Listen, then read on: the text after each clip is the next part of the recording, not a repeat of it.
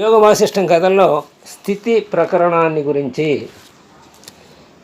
ఇప్పటిదాకా మనం ఉత్పత్తి ప్రకరణంలో ఆఖరులో ఏం చెప్పుకున్నాము? ఈ కనపడేది అలాగే స్వప్నము రెండూ కూడా భ్రాంతితో కూడినటువంటివే అని రాముల వారికి వశిష్ఠుల వారు చెప్పగా విని మనం ఆకళింపు చేసుకున్నాం.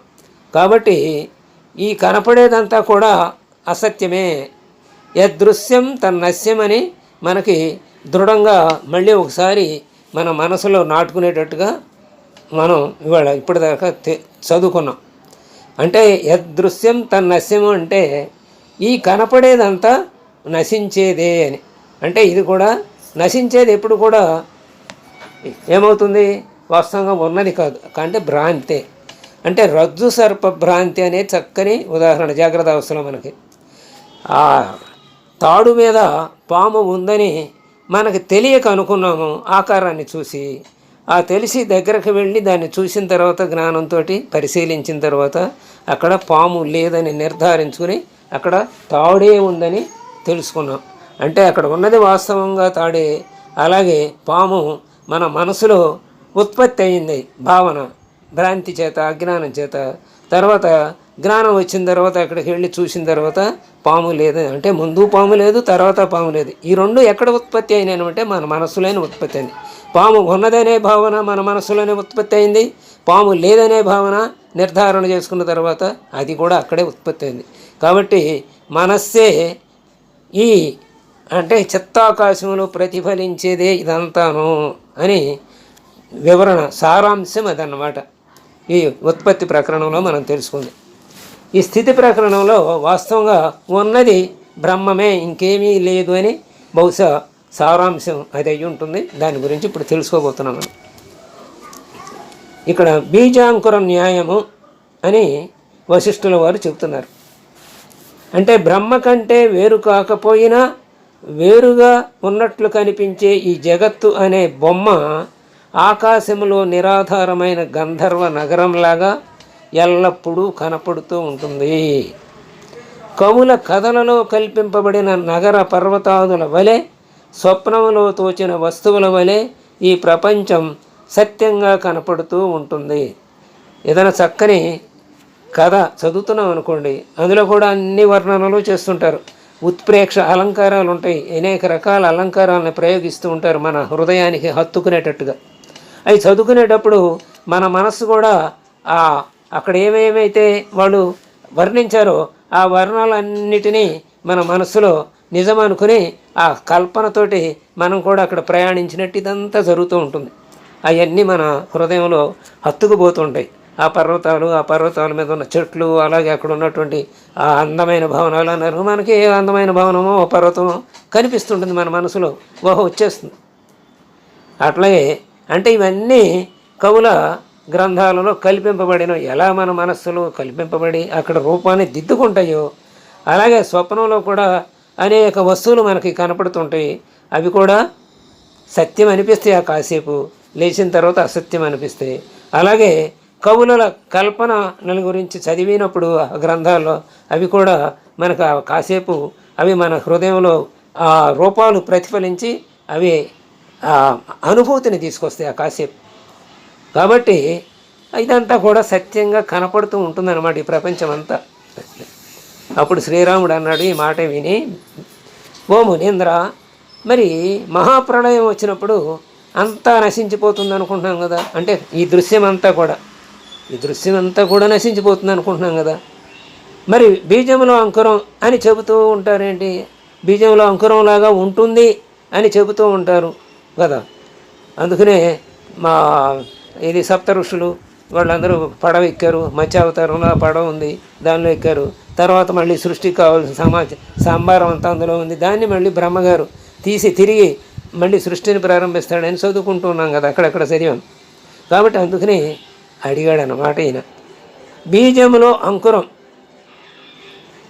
అంటే విత్తనంలో ఆ వృక్షం యొక్క బాగా మొత్తం అంతా వృక్షం అంతా ఇమిడి, సూక్ష్మ రూపంలో ఇమిడి ఉంది కదా, విత్తనంలో మొలకలాగా ఉంటుంది అని చెబుతున్నారు కదా, నిజమేనా అదే అని అడిగాడు. మరి అంతా నశించిన తర్వాత ఇంకా విత్తనం ఎక్కడ ఉంటుంది? అని ఒక అనుమానం వచ్చి రాముల వారు అడిగారు. అప్పుడు వశిష్ఠుల వారు ఏమంటున్నారంటే, ఓ రామ, మహాప్రళయంలో ఈ జగత్తు పరమాత్మలో బీజాంకుర న్యాయంగా ఉంటుంది అని చెప్పటం కూడా అజ్ఞానమే అవుతుంది. మనం ఇప్పుడు దాకా అది నిజం అనుకుంటున్నాం, కానీ అది కూడా అజ్ఞానమే అని చెబుతున్నారు ఈయన వశిష్ఠుల వారు. అది అసలు సరైన దృష్టాంతమే కాదు. పొట్టుతో కూడినటువంటి ధాన్యాలన్నీ ఇంద్రియ గోచరాలైనవే. మరి బీజాంకురం అంటే మరి ధాన్యం బీజాంకురమే, ధాన్యం కూడా ఒక విత్తనమే కదా, అది మనకు కనపడుతూనే ఉంది కదా ఇంద్రియానికి. వాటి యందు మొలకలు ఆకులు మొదలైనవి పుట్టుకు రావచ్చు, అంటే విత్తనం కూడా కనపడుతుంది. మరి అంతా నశించిన తర్వాత ఇక్కడ కనపడేది ఏ భాగం ఉండకూడదు కదా. కాబట్టి ఇది సరైన దృష్టాంతం కూడా కాదు బీజాంకురం అనేది. కానీ మనస్సుకు ఇంద్రియాలకు అతీతమైంది, అతి సూక్ష్మమైంది, స్వయంభూ అంటే మరో కారణం లేకుండా తనంతట తాను పుట్టిందే స్వయంభూ.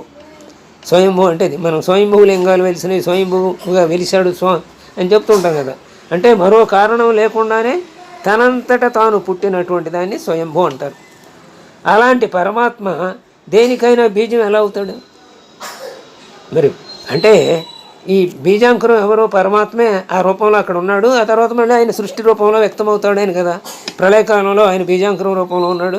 ఆ ప్రళయకాలం అయిపోయిన తర్వాత మళ్ళీ సృష్టి అంతా వ్యక్తమవుతుంది. ఆ బీజాంకురం అది వ్యాపిస్తుంది, విత్తనం నుంచి వృక్షం వ్యాపించినట్టుగా అని కదా వాస్తవంగా మనం మాట్లాడుకునేది.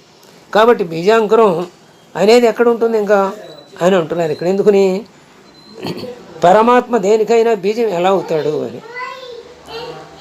దీనికి బీజత్వం లేకపోతే ఇక ప్రపంచం అనే అంకురం ఎక్కడ నుండి వస్తుంది? అసలు బీజత్వమే లేదు. అటువంటిప్పుడు ఇంకా బీజం నుంచి వృక్షం వచ్చినట్టుగానే, అంటే అంకురం అంటే మొక్క, బీజంలో నుంచి మొక్క వచ్చినట్టుగా ఈ ప్రపంచం అనే అంకురం ఎక్కడి నుంచి వస్తుంది? ఇంకా ఇది కూడా భ్రాంతి అనే మనం చెప్పుకుంటున్నాం కదా. అదే దానిలో లవణుడి రెండో భాగం కథలో అదేగా చెప్పుకుంది. స్వప్నము ఎంతో జాగ్రత్త కూడా అంతేను అని కదా సారాంశం చెప్పుకున్నాం. కాబట్టి ఇక్కడ బీజము లేదు, ఇక్కడ అంకురము లేదు, అంతా పరమాత్మతోనే నిండి ఉంది ఇదంతా అని. జగత్తంతా అభావం అంటే ఈ జగత్తంతా కూడా లేనటువంటిది. భావం అంటే ఉన్నటువంటిది, ఏదో భావం కలిగింది, ఆ భావానికి ప్రతిరూపం ఇది. కానీ అభావం అంటే ఏది లేదనమాట. జగత్తంతా అభావమే అని తెలిస్తే అప్పుడు ఏమి ఉంటుంది? ఉన్నదంతా బ్రహ్మమే, కానీ అన్యము ఏమీ ఉండదు. ఈ జగత్తంతా ఏమీ లేదు, ఇదంతా పరమాత్మతే నిండి ఉన్నది అని అనుకున్నప్పుడు ఇంకా ఏది వేరే జగత్తంటూ ఉండదు కదా. కాబట్టి మూలజ్ఞాన సహితంగా మనస్సును సంపూర్ణంగా నశింపచేయటమే. మూలజ్ఞానం సహితంగా అంటే మనస్సు యొక్క లక్షణం మనం ఎప్పుడు చెప్పుకుంటూనే ఉంటాం కదా. సంకల్ప వికల్పాల ప్రవాహమే మనస్సు. అది జీవనదిలాగా ఎప్పుడు ఉంటుంది. అంటే ఆ సంకల్ప వికల్పాల యొక్క అనుభూతే ఈ జగత్తంతా. మనో సంకల్పమే ఇదంతా అన్నమాట. కాబట్టి మూలజ్ఞాన సహితంగా అంటే అక్కడ ఏమాత్రము ఏమీ లేకుండా మనస్సుని సంపూర్ణంగా నశింపజేయాలి మనస్సుని. అప్పుడు అంటే మనస్సులోని ఆలోచనలు సంకల్పాలన్నిటినీ పూర్తిగా ఏమాత్రం హనుమంతు కూడా ఉంచకుండా నాశనం చేయాలి. అప్పుడు జగత్ అనే అనర్థాన్ని తొలగించడం జరుగుతుంది. ఇక వేరే ఉపాయం అంటూ ఏమీ లేదు.